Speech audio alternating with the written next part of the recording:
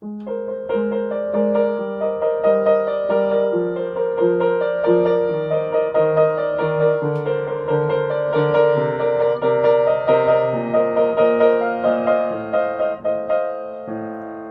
ein Mensch dies Wagnis zu erfassen, dass die Gottheit willentlich vollbracht, Menschen in die Freiheit zu entlassen, weil die Freiheit sie erst mündig macht. Der freie Mensch, der freie Mensch.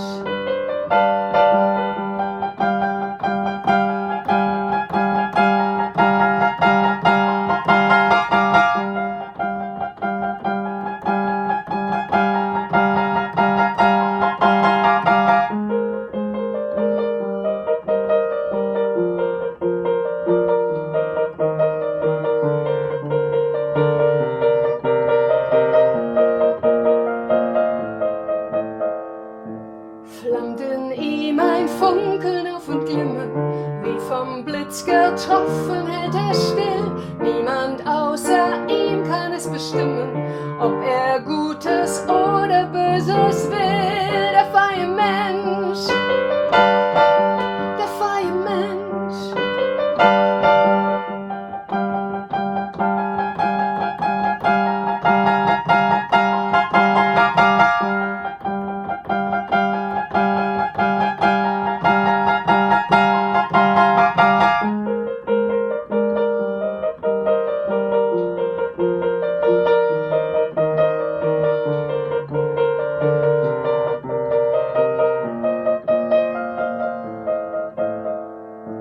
Aber aller Welten Hemmungsgeister drängen jetzt in Scharen auf den Plan. Wird er fallen, wird er siegend Meister, selbst der Himmel